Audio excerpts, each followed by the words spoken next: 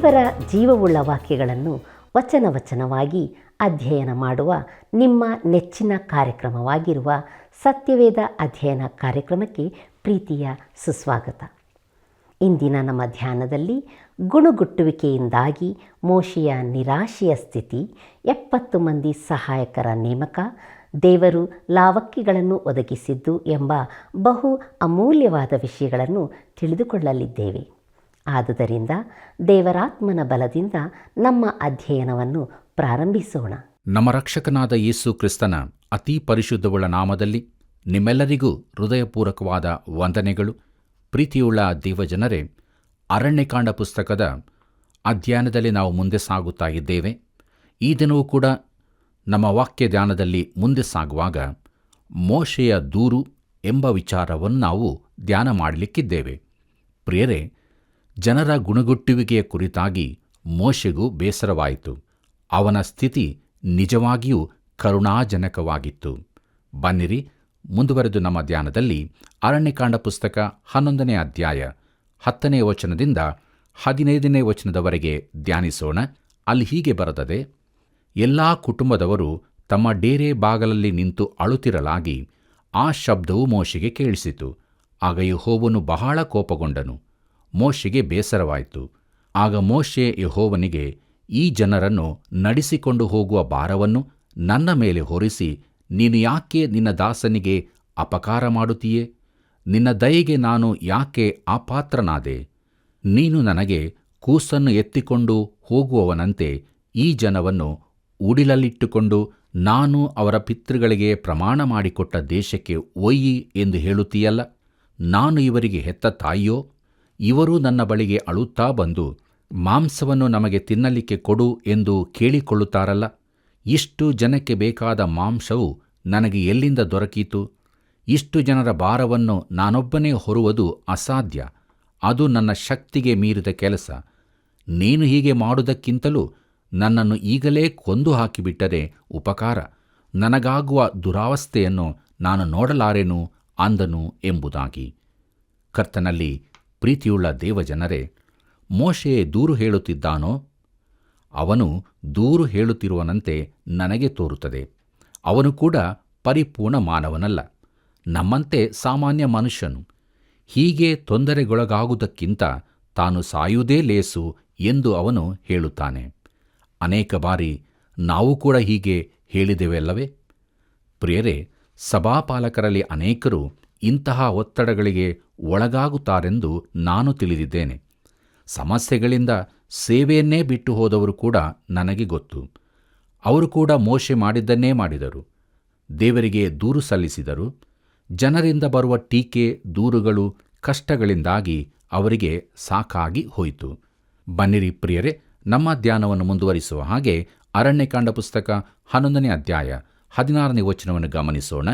ಅಲ್ಲಿ ಹೀಗೆ ಬರುತ್ತದೆ: ಆಗ ಯೆಹೋವನು ಮೋಶೆಗೆ ಹೇಳಿದ್ದೇನೆಂದರೆ, ಇಸ್ರಾಯೇಲ್ಯರಲ್ಲಿ ಹಿರಿಯರೆಂದು ಅಧಿಪತಿಗಳೆಂದು ನೀನು ತಿಳಿದುಕೊಂಡಿರುವ 70 ಮಂದಿಯನ್ನು ಕೂಡ ಕರೆಸಿ ದೇವದರ್ಶನದ ಗುಡಾರದ ಬಾಗಲಿಗೆ ಕರತಂದು ಅಲ್ಲಿ ನಿನ್ನೊಡನೆ ನಿಲ್ಲಿಸಿಕೋ ಎಂಬುದಾಗಿ.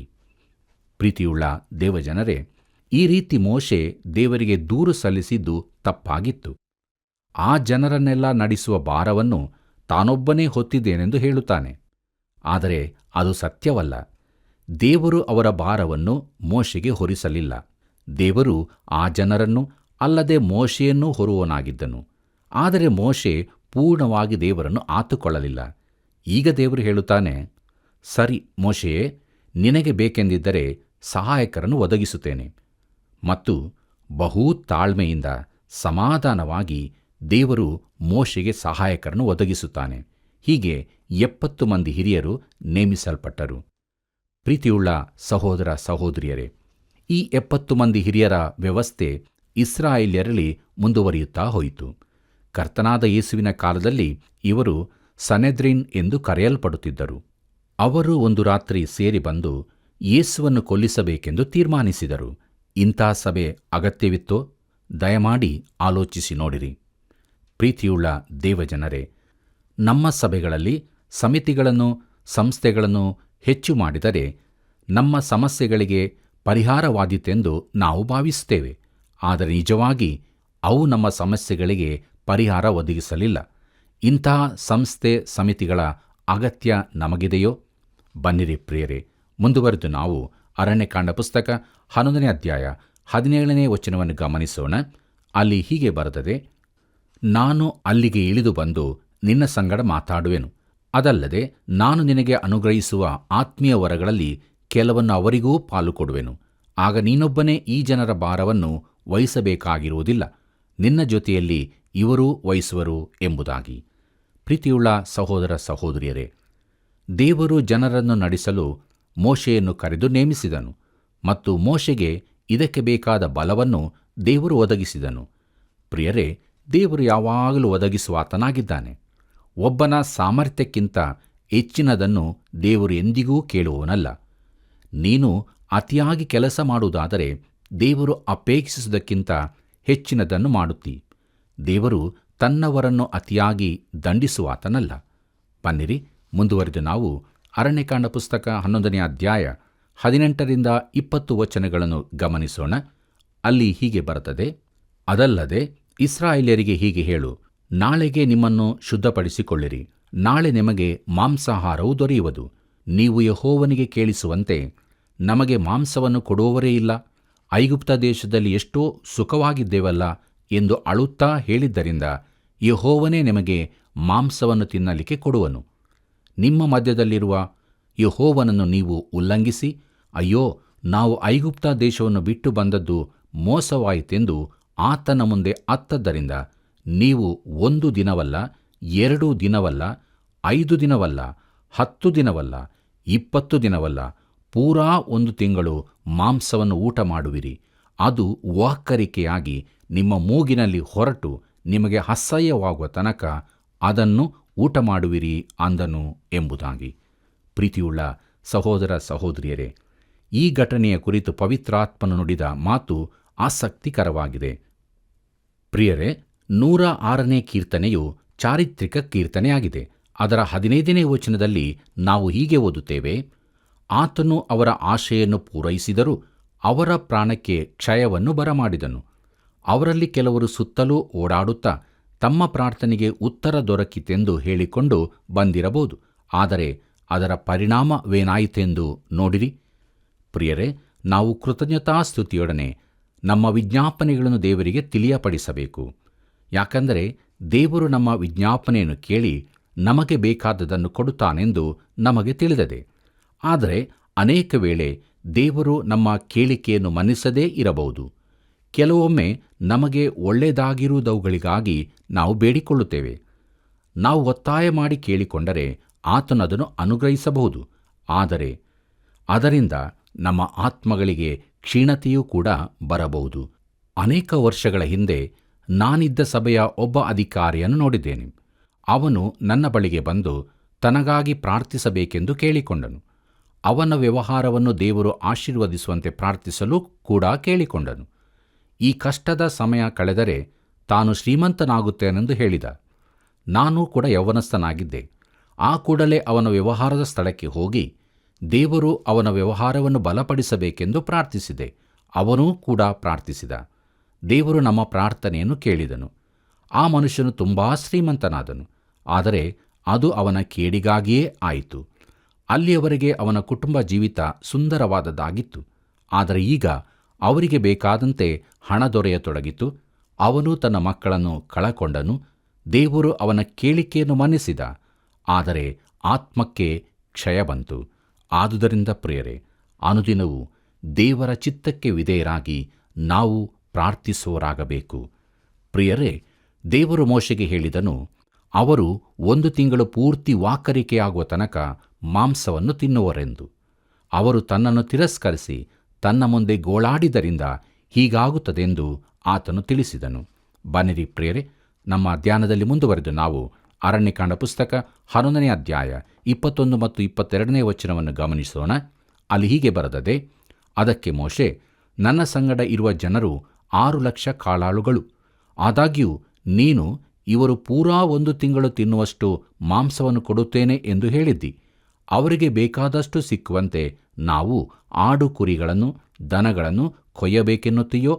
ಇಲ್ಲವೇ ಸಮುದ್ರದಲ್ಲಿರುವ ಎಲ್ಲಾ ಮೀನುಗಳನ್ನು ಹಿಡುಕೊಳ್ಳಬೇಕೋ ಎಂಬುದಾಗಿ. ಪ್ರಿಯರೇ, ಇದನ್ನು ದೇವರು ಹೇಗೆ ಮಾಡುತ್ತಾನೆಂದು ಮೋಶೆ ದೇವರಿಗೆ ಕೇಳುತ್ತಾನೆ. ಬನ್ನಿರಿ ಮುಂದುವರೆದು ನೋಡೋಣ.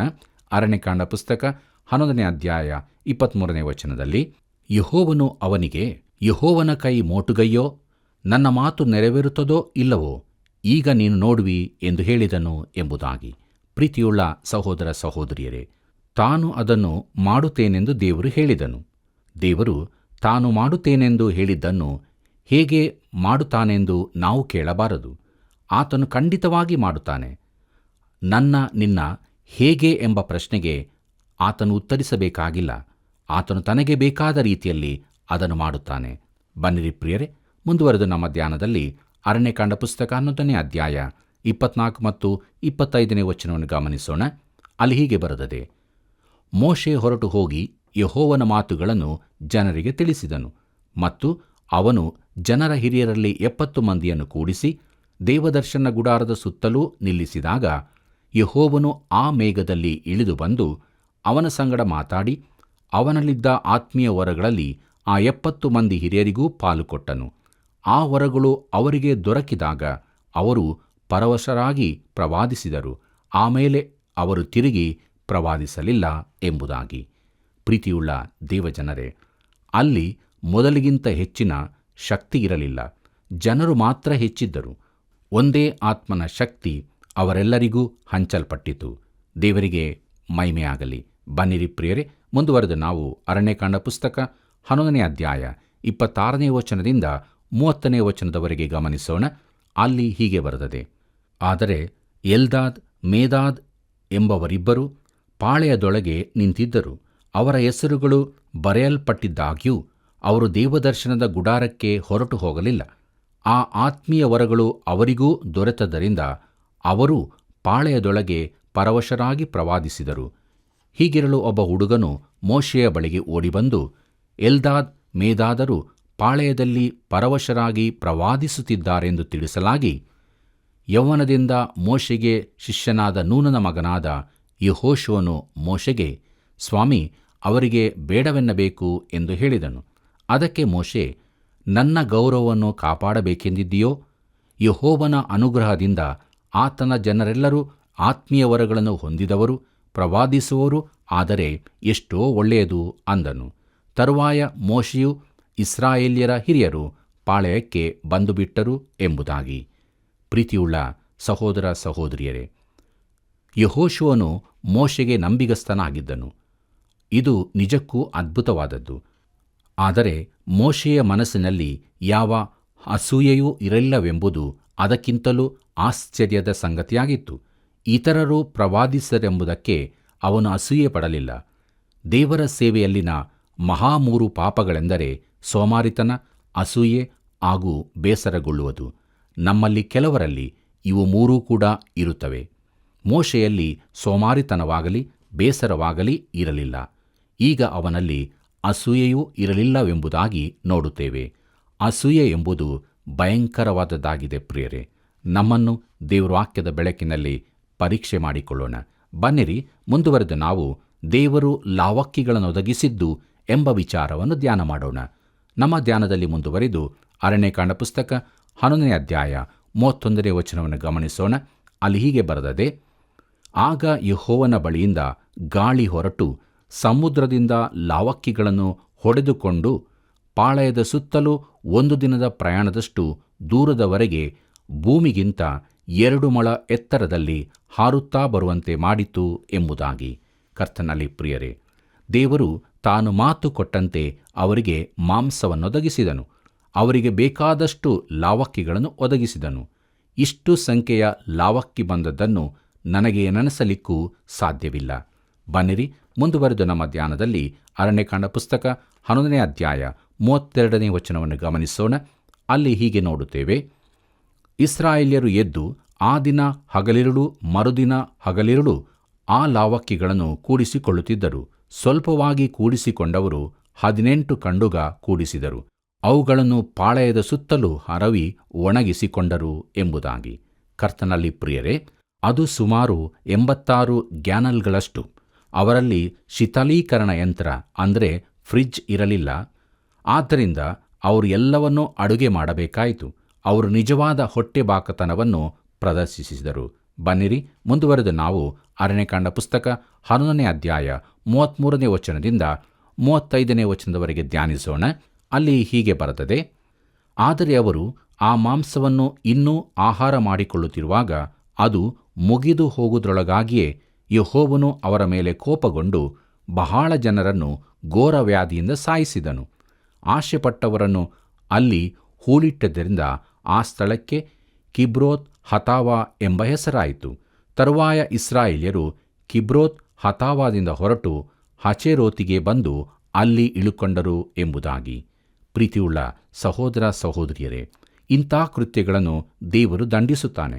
ಈಗಲೂ ಆತನು ಹಾಗೆಯೇ ಮಾಡುತ್ತಾನೆ. ಪೌಲನ ಮಾತನ್ನು ಜ್ಞಾಪಿಸಿಕೊಳ್ಳಿರಿ.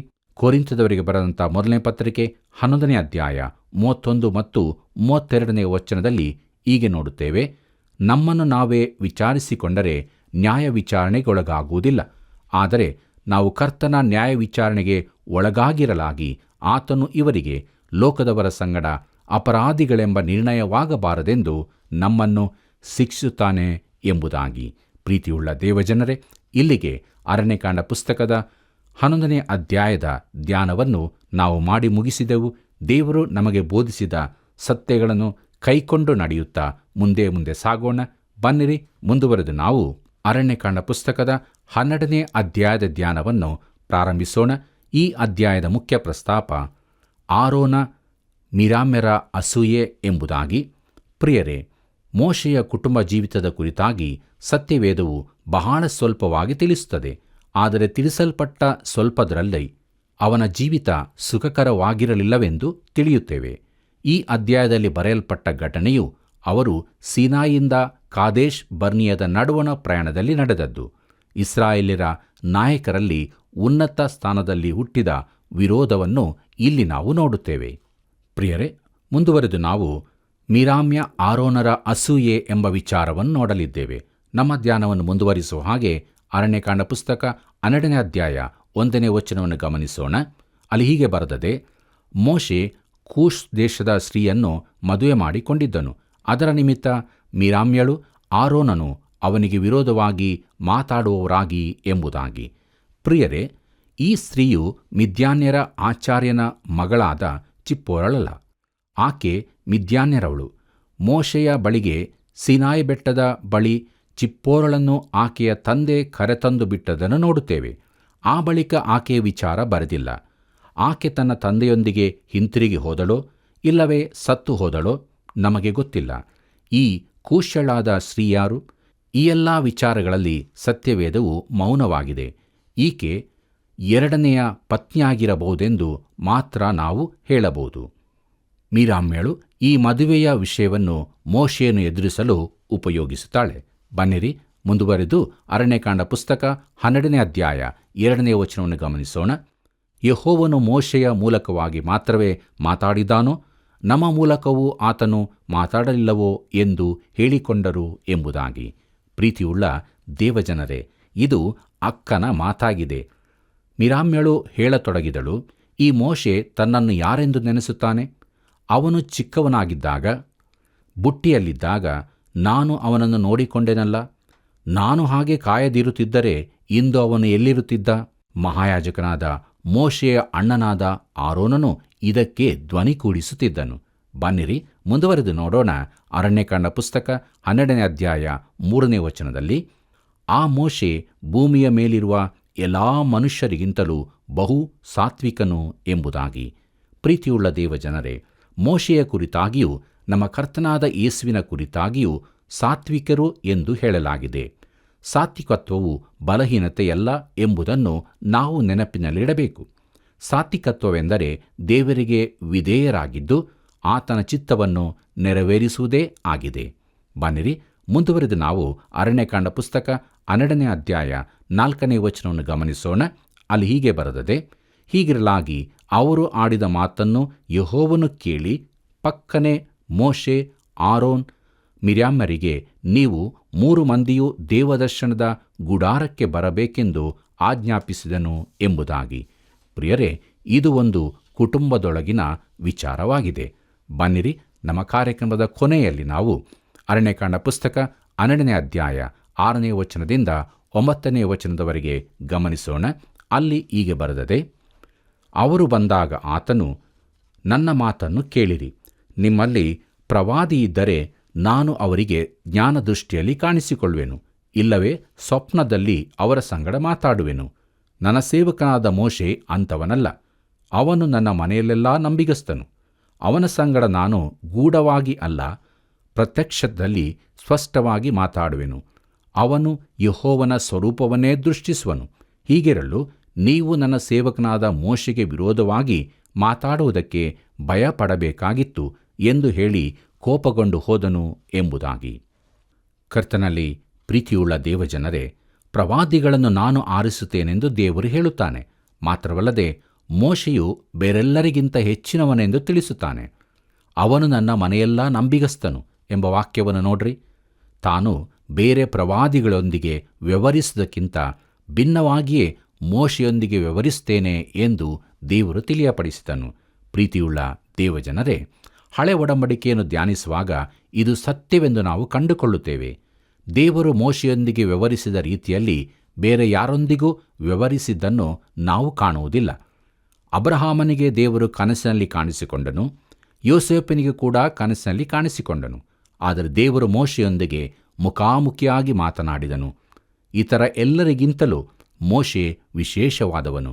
ಮುಂದಕ್ಕೆ ದೇವರು ಹೇಳುತ್ತಾನೆ, ಧರ್ಮೋಪದೇಶಕಾಂಡ ಪುಸ್ತಕ 18ನೇ ಅಧ್ಯಾಯ 18ನೇ ವಚನದಲ್ಲಿ, ಇವರ ಸ್ವದೇಶದವರಲ್ಲಿ ನಿನ್ನಂಥ ಪ್ರವಾದಿಯನ್ನು ಅವರಿಗೋಸ್ಕರ ಏರ್ಪಡಿಸುವೆನು. ಅವನ ಬಾಯಿಂದ ನನ್ನ ಮಾತುಗಳನ್ನು ನುಡಿಸುವೆನು. ನಾನು ಅವನಿಗೆ ಆಜ್ಞಾಪಿಸಿದನೆಲ್ಲ ಅವನು ಅವರಿಗೆ ತಿಳಿಸುವನು ಎಂಬುದಾಗಿ. ಕರ್ತನಲ್ಲಿ ಪ್ರಿಯರೇ, ಮೋಶೆಯಂಥ ಈ ಪ್ರವಾದಿಯು ಕರ್ತನಾದ ಯೇಸು ಕ್ರಿಸ್ತನು ತಾನೇ. ಈ ಯೇಸು ಕ್ರಿಸ್ತನನ್ನು ನಾವು ನಮ್ಮ ಸ್ವಂತ ರಕ್ಷಕನಾಗಿ ಅಂಗೀಕಾರ ಮಾಡಿಕೊಂಡರೆ ನಿಜವಾಗಿಯೂ ದೇವರ ಮಕ್ಕಳಾಗಿ ಜೀವಿಸುತ್ತೇವೆ. ನಮ್ಮ ವಿಷಯದಲ್ಲಿ ಏನು ಪ್ರಿಯರೇ? ಆತನನ್ನು ಅಂಗೀಕರಿಸಿಕೊಂಡಿದ್ದೇವೆಯೋ ಅಥವಾ ಆತನನ್ನು ತಿರಸ್ಕರಿಸಿದ್ದೇವೆಯೋ? ಆತನನ್ನು ಅಂಗೀಕರಿಸಿಕೊಂಡು ನಿತ್ಯ ಜೀವದ ನಿರೀಕ್ಷೆಯಲ್ಲಿ ಜೀವಿಸೋಣ. ಹೀಗಾಗುವಂತೆ ದೇವರು ತಾನು ನಮಗೆ ಸಹಾಯ ಮಾಡಲಿ. ಕರ್ತನ ಕೃಪೆಯು ಸದಾ ನಿಮ್ಮ ಸಂಗಡ ಇರಲಿ. ಪ್ರಿಯರೇ, ಇಸ್ರಾಯೇಲ್ಯರ ಗುಣಗುಟ್ಟುವಿಕೆಯಿಂದಾಗಿ ಮೋಶೆ ದೇವರಿಗೆ ದೂರು ಹೇಳಿದ್ದು, ಇದರಿಂದಾಗಿ ಇಸ್ರಾಯೇಲ್ಯರಲ್ಲಿ ಸನ್ಹೆದ್ರಿನ್ ಎಂಬ ಹಿರಿಯರ ಗುಂಪು ರಚನೆಯಾದದ್ದು. ಇಂದಿಗೂ ಇದು ನಮ್ಮ ಸಭೆಯಲ್ಲಿ ಸಮಸ್ಯೆಯಾಗಿಯೇ ಕಾಡುತ್ತಿದೆ. ಅವರ ದುರಾಶೆಯ ಫಲವಾಗಿ ವ್ಯಾಧಿಯಿಂದಾಗಿ ಜನರು ಸತ್ತದ್ದು ಅವರ ಅಪನಂಬಿಕೆಯ ವಿಷಯದಲ್ಲಿ ತಿಳಿದುಕೊಂಡೆವು. ನಾವಾದರೂ ದೃಢಚಿತ್ತದ ನಂಬಿಕೆಯಿಂದ ದೇವರು ವಾಗ್ದಾನ ಮಾಡಿದ ನಿತ್ಯ ಜೀವದ ನಿರೀಕ್ಷೆಯಲ್ಲಿ, ನಂಬಿಕೆಯಲ್ಲಿ ಜೀವಿಸೋಣ. ಪ್ರಿಯರೇ, ಸಮಗ್ರ ಸತ್ಯವೇದ ಅಧ್ಯಯನವು ನಮ್ಮ ಬಾಳಿಗೆ ಬೆಳಕಾಗಿರುವುದರಿಂದ ಇತರರೂ ಕೂಡ ಸತ್ಯವನ್ನು ತಿಳಿದುಕೊಳ್ಳುವಂತಾಗಲು ಹಿಂದೆ ನಮ್ಮ ಮೊಬೈಲ್ ಸಂಖ್ಯೆಗೆ ಮಿಸ್ ಕಾಲ್ ಮಾಡಿರಿ, ಇತರರಿಗೆ ತಿಳಿಯಪಡಿಸಿರಿ. ಕರ್ತನ ಕೃಪೆಯು ಸದಾ ನಿಮ್ಮ ಸಂಗಡ ಇರಲಿ.